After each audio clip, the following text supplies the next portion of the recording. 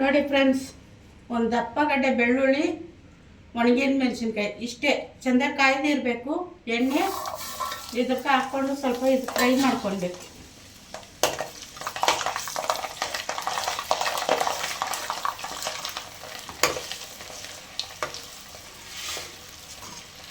ನಾವು ಎಷ್ಟು ಫ್ರೈ ಮಾಡ್ತೀರೋ ಗೊಜ್ಜುಗಳ್ಗೆ ಅಷ್ಟು ಚೆಂದಾಗಿರ್ತೈತೆ ಫ್ರೆಂಡ್ಸ್.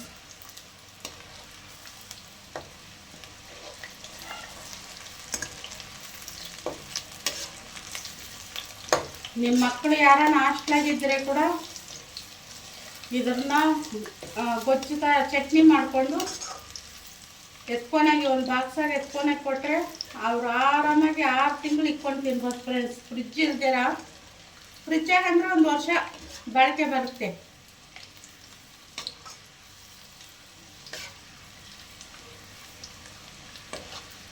ಸ್ಲೋವಾಗೆ ಇಟ್ಕೊಳ್ಬೇಕು. ಸ್ಟವ್ ಇದ್ರಾಗ ಇಟ್ಕೊಳ್ಬಾರ್ದು, ಸೀದೋದ್ರೆ ಚೆಂದಾಗಿರಲ್ಲ.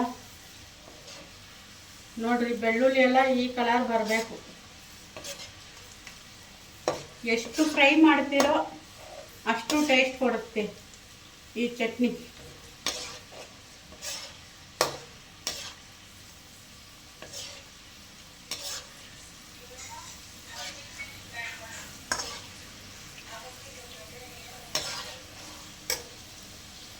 ಇವಾಗ ಫ್ರೈ ಆಗೈತೆ ನೋಡ್ರಿ. ಬೆಳ್ಳುಳ್ಳಿ ಅದೆಲ್ಲ ಎಷ್ಟು ಚೆನ್ನಾಗಿ ಫ್ರೈ ಆಗೈತೆ. ಬೆಳ್ಳುಳ್ಳಿನೂ ಹಂಗೆ ಎತ್ಕೊಂಡು ತಿನ್ಬೋದು, ಅದನ್ನೇ ನಾವು ಬಿಸಾಕಷ್ಟೇನು ಇಲ್ಲ. ಬೆಳ್ಳುಳ್ಳಿ ಆರೋಗ್ಯಕ್ಕೆ ತುಂಬಾ ಒಳ್ಳೆಯದು. ನೋಡ್ರಿ, ಇವಾಗ ರುಬ್ಕೊಂಡಿರೋ ಅಂಥ ಗೋಂಗೂರ ಸೊಪ್ಪನ್ನ ಹಾಕ್ತಾಯಿದ್ದೀನಿ. ಗೋಂಗೂರ, ಮೆಂತ್ಯ, ಒಣಗಿದ ಮೆಣಸಿನ್ಕಾಯಿ, ಜೀರಿಗೆ ಅದು ಹಾಕಿ ರುಬ್ಕೊಂಡಿದ್ದೀರಲ್ಲ,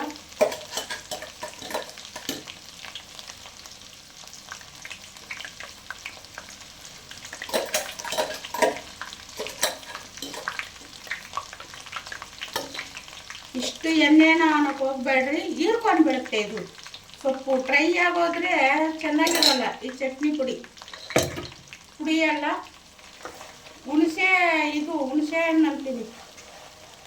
ಇದು ಬಂದು ಉಪ್ಪಿನಕಾಯಿ ಥರನೇ ಫ್ರೆಂಡ್ಸ್.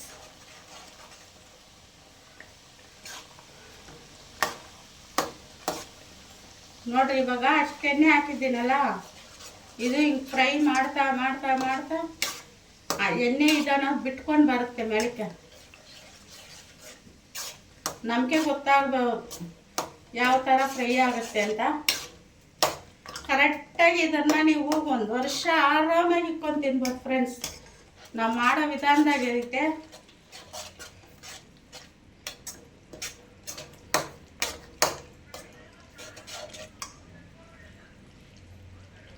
ಒಂಚೂರು ಇದಕ್ಕೆ ಹಿಂಗು ಹಾಕ್ಕೊತೀನಿ. ಪುಡಿ ಇದೆ ನನ್ನ ಹತ್ರ, ಹಂಗಾಗಿ ಇವಾಗ ಹಾಕ್ಕೊತಾ ಇದ್ದೀನಿ ಹಿಂಗು ಒಂಚೂರು.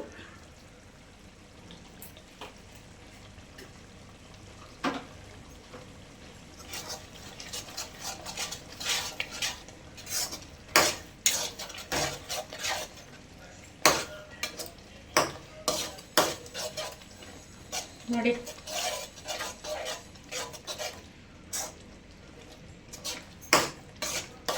ಕಾಣಿಸ್ತೈತಾ? ಈ ಥರ ಚೆನ್ನಾಗಿ ಎಣ್ಣೆ ಎಲ್ಲ ಮೇಲೆ ತೇಳಬೇಕು. ಆ ಥರ ಕಳಿಸ್ಕೊಡ್ತಾ ಇರಬೇಕು. ಮನೆಗಿರೋ ರೆಸಿಪಿನೇ ಫ್ರೆಂಡ್ಸ್. ಮನೆಗಿರೋ ಐಟಮ್ನೇ ಹಾಕ್ಕೊಂಡು ಸೊಪ್ಪೊಂದು ಅಂಗಡಿನಿಂದ ತಂದು ನೀವು ಆರಾಮಾಗಿ ಇದನ್ನು ಮಾಡ್ಕೊಳ್ಬೋದು. ತೆಲುಗು ಒಳಗೆ ಗೋಂಗೂರ ಪಚ್ಚಡಿ ಅಂತಾರೆ, ಕನ್ನಡದಾಗ ಗೋಂಗೂರ ಸೊಪ್ಪು ಗೊಜ್ಜು ಅಂತಾರೆ. ಬಿಸಿ ಬಿಸಿ ಅನ್ನಕ್ಕಂತೂ ತುಂಬಾ ಚೆನ್ನಾಗಿರ್ತೈತೆ ಫ್ರೆಂಡ್ಸ್.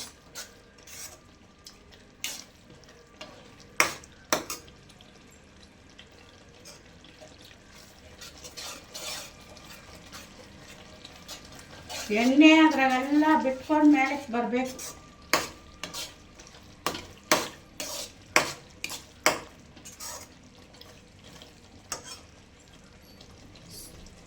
ಸಿಮ್ಮಾಗೆ ಇಕ್ಕಿದ್ದೀನಿ ನಾನು. ನೋಡಿರಿ ಕಾಣಿಸ್ತಾ ಇರ್ಬೋದು, ಎಣ್ಣೆ ತೇಳೋದು ನಿಮ್ಗೆ. ಎಣ್ಣೆ ಬಿಟ್ಕೊಂಡು ಮೇಲಕ್ಕೆ ಬರಬೇಕು.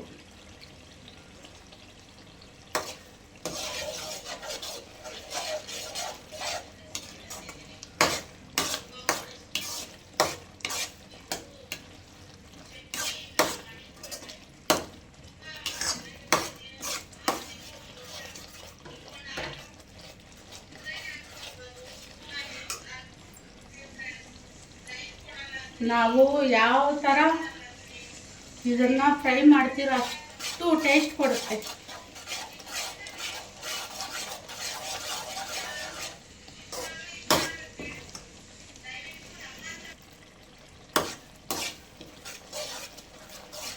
ನೋಡಿದ್ರ ಎಣ್ಣೆ ತೇಳ್ತಾ ಇರೋದು ಕಾಣಿಸ್ತೈತೆ. ಎಣ್ಣೆ ಎಲ್ಲ ಮೇಲ್ಗಡೆ ಇದು ಮಾಡ್ಕೊಂಡು ಬರಬೇಕು. ಆವಾಗ ಫ್ರೈ ಆಗೈತೆ ಅಂತ ಚೆಂದಾಗಿ ಫ್ರೈ ಬಂದೈತೆ ಅನ್ನೋದು ನಮ್ಗೆ ಗೊತ್ತಾಗುತ್ತೆ ಫ್ರೆಂಡ್ಸ್. ಅಷ್ಟು ಎಣ್ಣೆ ಹಾಕಿದ್ದೀರಿ ನೋಡ್ರಿ. ಇವಾಗ ಯಾವ ಮಟ್ಟಕ್ಕೆ ಎಷ್ಟು ಇದ್ರಾಗ ಆಗೈತೆ ಅಂತ. ಒಂದು ಬಾಟ್ಲೊಳಗೆ ಆಗಲಿ ಒಂದು ಡಬ್ಬಿ ಒಳಗಾಗಲಿ ನೀವು ಸ್ಟೋರೇಜ್ ಮಾಡಿ ಇಟ್ಕೊಂಡ್ಬಿಟ್ರೆ ಬಿಸಿ ಆರಿದ್ಮೇಲೆ ಇದಕ್ಕಿಂತ ಇನ್ಯಾವುದು ಊಟಕ್ಕೆ ಬೇಡ, ಅಷ್ಟು ಟೇಸ್ಟ್ ಇರುತ್ತೆ.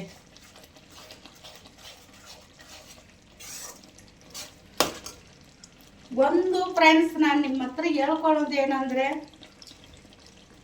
ಇಷ್ಟು ರೆಸಿಪಿ ಮಾಡಿ ಹಾಕ್ತೀವಿ ನಾವು. ಅದ್ರಾಗ ನೀವು ನಿಮ್ಮ ಕಮೆಂಟ್ ಮೂಲಕ ನಿಮ್ಮ ಅನಿಸಿಕೆಯನ್ನು ತಿಳಿಸ್ಬೋದು. ಇದು ಟೇಸ್ಟ್ ಐತೆ ಇಲ್ವೋ ಅಂತ ನಿಮ್ಮ ಕಮೆಂಟ್ ಮೂಲಕ ತಿಳಿಸ್ಬೋದು. ನಾವು ತಿದ್ಕೊಳಕ್ಕೆ ನಮಗೂ ಇದಾಗುತ್ತೆ ಫ್ರೆಂಡ್ಸ್. ಯಾಕಂದರೆ ಇನ್ನೊಂದ್ಕಿತ ಮಾಡೋಕ್ಕೂ ನಮಗೆ ಖುಷಿ ಆಗಬೇಕು. ಕಮೆಂಟ್ ಮೂಲಕ ನಿಮ್ಮ ಅನಿಸಿಕೆ ಏನೈತೆ ಅಂತ ತಿಳಿಸ್ಕೊಡಿ, ಪರವಾಗಿಲ್ಲ. ಅದು ಸರಿ ಇಲ್ಲ ಅಂದರೆ ನಾವು ಚೇಂಜ್ ಮಾಡ್ಕೊಳ್ಬೋದಲ್ಲ. ಇದು ಚೆಂದಾಗಿಲ್ಲಕ್ಕ, ಯಾಕೆ ನೀವು ಈ ಥರ ಮಾಡಿ ಹಾಕ್ತೀರಿ, ನಮ್ಮದು ಮನೆಗಿರೋದು ಸಾಮಾನೆಲ್ಲ ತುಂಬಾ ವೇಸ್ಟ್ ಆಗುತ್ತೆ ಅಂಥೇಳಿ ನೀವು ಕಮೆಂಟ್ ಮೂಲಕ ತಿಳಿಸ್ಕೊಡಿ. ಇಲ್ಲ ನಿಮಗೆ ಗೊತ್ತಾಗಿರೋದನ್ನು ನಮಗೂ ಹೇಳ್ಕೊಡಿ.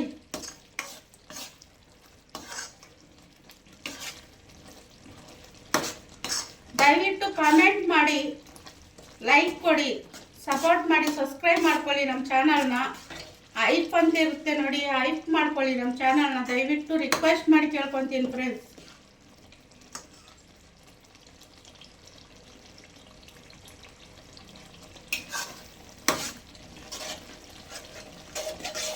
ನಮಗೂ ಇಂಟ್ರೆಸ್ಟ್ ಬರುತ್ತೆ ಫ್ರೆಂಡ್ಸ್. ನೀವು ಕಮೆಂಟ್ ಮೂಲಕ ಕಳಿಸಿದಾಗ ನಮಗೂ ಇಂಟ್ರೆಸ್ಟ್ ಬರುತ್ತೆ. ಹೌದು, ನಮ್ಮ ಜನ ಇಷ್ಟು ಸಪೋರ್ಟ್ ಮಾಡ್ತಾವ್ರೆ, ಇವ್ರಿಗೋಸ್ಕರ ಇನ್ನೂ ಒಳ್ಳೊಳ್ಳೆ ರೆಸಿಪಿ ನಾವು ಮಾಡಬೇಕು ಅಂಥೇಳಿ ತುಂಬಾ ನಮಗೂ ಇಂಟ್ರೆಸ್ಟ್ ಬರುತ್ತೆ, ಖುಷಿ ಆಗುತ್ತೆ. ನಾವು ಐಟಮ್ ಮಾಡಬೇಕು, ಜನಗಳಿಗೆ ಹೊಸ ಹೊಸ ಐಟಮ್ ನಾವು ತೋರಿಸ್ಕೊಡ್ಬೇಕು ಅಂತೇಳಿ.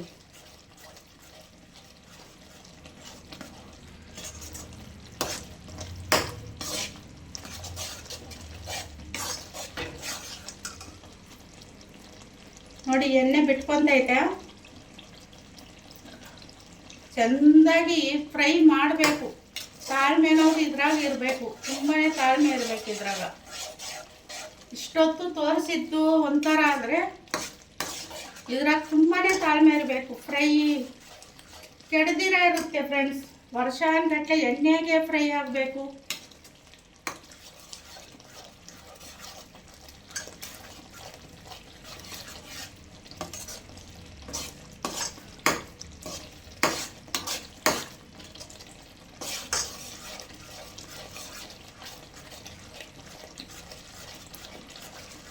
ಎಷ್ಟು ಇದ್ರಾಗ ನಾವು ತಾಳ್ಮೆನಿಂದ ನಾವು ಫ್ರೈ ಮಾಡ್ಕೊತಿರೋ ಅಷ್ಟು ದಿನ ನಾವು ಕೆಡ್ದಿರ ಇಟ್ಕೊಳ್ಬೋದು. ಕೆಲವ್ರ ಮನೆಗೆ ಫ್ರಿಜ್ ಇರ್ತೈತೆ, ಕೆಲವ್ರ ಮನೆಗೆ ಫ್ರಿಜ್ ಇರೋಲ್ಲ. ಹೊರಗಡೆ ಇಟ್ಕೊಂಡು ಕೂಡ ತಿನ್ಬೋದು. ಇವಾಗ ಹೊರಗಡೆ ಕೆಲ್ಸಕ್ಕೆ ಹೋಗಿರ್ತೀರಿ, ಅದು ಸಾರು ಮಾಡೋಕೆ ನಮ್ಮ ಕೈಯಾಗ ಆಗಲ್ಲ, ಸುಸ್ತಾಗಿರುತ್ತೆ. ಅಂಥವ್ರು ಹೊರಗಡೆ ಇಟ್ಕೊಂಡು ಒಂಚೂರು ಬಿಸಿ ಬಿಸಿ ಅನ್ನ ಮಾಡಿಕೊಂಡು ಒಂಚೂರು ಈ ಗೊಜ್ಜಿನ ಹಾಕ್ಕೊಂಡು ತಿಂದು ನೋಡಿ. ನೋಡಿ ಎಣ್ಣೆ ಎಲ್ಲ ಹಿಂಗೆ ತೇಳುತ್ತೆ ನೋಡ್ರಿ. ಫ್ರೈ ಆಗ್ತಾ ಆಗ್ತಾ ಆಗ್ತಾ ಈ ಥರ ಎಣ್ಣೆ ಮೇಲಕ್ಕೆ ತೇಳ್ಕೊಂಡು ಬರುತ್ತೆ, ಕಾಣಿಸ್ತೈತೆ. ಇದ್ರಾಗೆ ನಮ್ಗೆ ಫ್ರೈ ಚೆಂದಾಗಿ ಆಗೈತೆ ಅಂತ ಗೊತ್ತಾಗೋದು.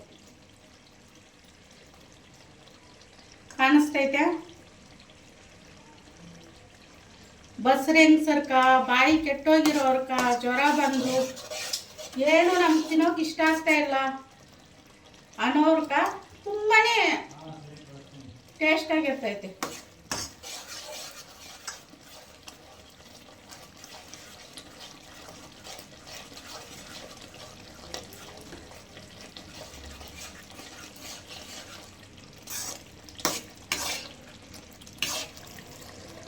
ಇವಾಗ ಎಣ್ಣೆ ಎಲ್ಲ ಬಿಟ್ಟೈತೆ.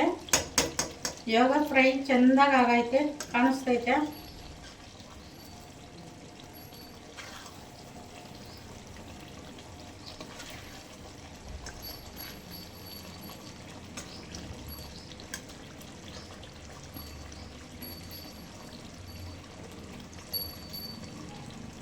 ಚೆಂದಾಗಿ ಎಣ್ಣೆ ಬಿಟ್ಟೈತೆ. ಬೆಳ್ಳುಳ್ಳಿ, ನಾವು ಒಣಗಿದ ಮೆಣಸಿನ್ಕಾಯಿ ಇದೆಲ್ಲ ಹಾಕಿರೋದು. ಚೆಂದಾಗಿ ಆ ಸ್ಮೆಲ್ಲು ಏನು ಚೆಂದಾಗಿ ಬರ್ತೈತೆ ಅಂದರೆ ಚೆಂದಾಗಿ ಬರ್ತೈತೆ. ಸಾಕು. ಇವಾಗ ಸ್ಟವ್ ಆಫ್ ಮಾಡಿಕೊಂಡು ಸ್ವಲ್ಪ ಬಿಸಿ ಆರಿದ್ಮೇಲೆ ಸ್ಟೋರೇಜ್ ಮಾಡಿಕೊಂಡು ಟೇಸ್ಟ್ ನೋಡಿರಿ. ಉಪ್ಪು ಕರೆಕ್ಟಾಗಿ ಐತೆ ಅಂದರೆ ಅದನ್ನು ಬಾಟ್ಲೊಳಗೆ ಸ್ಟೋರೇಜ್ ಮಾಡಿಕೊಂಡು ಇಟ್ಕೊಳ್ಳಿ. ಕೈ ಹಾಕ್ಬೇಡಿ, ಸ್ಪೂನ್ ಒಳಗಡೆ ಎತ್ತಾಕ್ಕೊಂಡು ಬಿಸಿ ಅನ್ನಕ್ಕೆ ಆರಾಮಾಗಿ ಹಾಕ್ಕೊಂಡು ತಿನ್ಬೋದು. ಗ್ಯಾಸ್ ಆಫ್ ಮಾಡ್ತಾಯಿದ್ದೀನಿ. ಸಾಕು, ಈ ಮಟನ್ ಫ್ರೈ ಆಗಿರೋದು. Thank you friends. ಈ ರೆಸಿಪಿಗೆ ನಿಮ್ಗೆ ಇಷ್ಟ ಆಗಿದ್ದರೆ ದಯವಿಟ್ಟು ಕಮೆಂಟ್ ಮೂಲಕ ತಿಳಿಸಿ. ಅಕ್ಕ ತುಂಬ ಚೆಂದಾಗೈತೆ ಅಂತೇಳಿ ತಿಳಿಸಿ. ಇಲ್ಲ ಅಕ್ಕ ಇದು ಏನು ಹಿಂಗೈತೆ, ಚೆಂದಾಗಿ ಕಾಣಿಸ್ತಾ ಇಲ್ಲ, ನಮ್ಗೆ ಟೇಸ್ಟ್ ಸಿಕ್ಕಿಲ್ಲಕ್ಕ ಅಂಥೇಳಿ ಯಾವುದಾನ ನಿಮ್ಮ ಮನಸ್ಸಿಗೆ ತಳಿಸ್ಕೊಡಿ ಫ್ರೆಂಡ್ಸ್. ನಾನು ಚೇಂಜ್ ಮಾಡ್ಕೊತೀನಿ. ನೀವು ಇದ್ರಕ್ಕೆ ಕಮೆಂಟ್ ಮಾಡಿದ್ರೆ ನಾನು ಚಿಕನ್ ಗೋಂಗೂರ ಕರಿ ಮಾಡೋದು ಯಾವ ಥರ ಅನ್ನೋದು ನಾನು ತೋರಿಸ್ಕೊಡ್ತೀನಿ. ಅದು ತುಂಬ ಚೆಂದಾಗಿರ್ತೈತೆ ಫ್ರೆಂಡ್ಸ್. ಚಿಕನ್ ಕರಿ, ಮಟನ್ ಅದು ತುಂಬಾ ಟೇಸ್ಟಾಗಿರ್ತೈತೆ. Thank you friends. Thank you. ನಮ್ಮ ಚಾನಲ್ನ ಸಬ್ಸ್ಕ್ರೈಬ್ ಮಾಡ್ಕೊಳ್ಳಿ, ಲೈಕ್ ಮಾಡಿ. ಲೈಕ್ ಬಟನ್ ಅಂತ ಇರುತ್ತೆ, ಲೈಕ್ ಕೊಡಿ. ದಯವಿಟ್ಟು ನಮ್ಮ ಚಾನಲ್ನ ಸಿದ್ದು ಶೋಭಾ ಚಾನಲ್ನ ಸಬ್ಸ್ಕ್ರೈಬ್ ಮಾಡ್ಕೊಳ್ಳಿ. Thank you friends. ಆಫ್ ಮಾಡ್ತಾಯಿದ್ದೀನಿ ಸ್ಟವು. ಬಿಸಿ ಆರಿದ್ಮೇಲೆ ನಾನು ಬಾಟಲ್ ಸ್ಟೋರೇಜ್ ಮಾಡಿಕೊಂಡು ರೈಸ್ ಜೊತೆ ಯಾವ ಥರ ಇದು ಮಾಡೋದಂತ ನಾನು ತೋರಿಸ್ಕೊಡ್ತೀನಿ.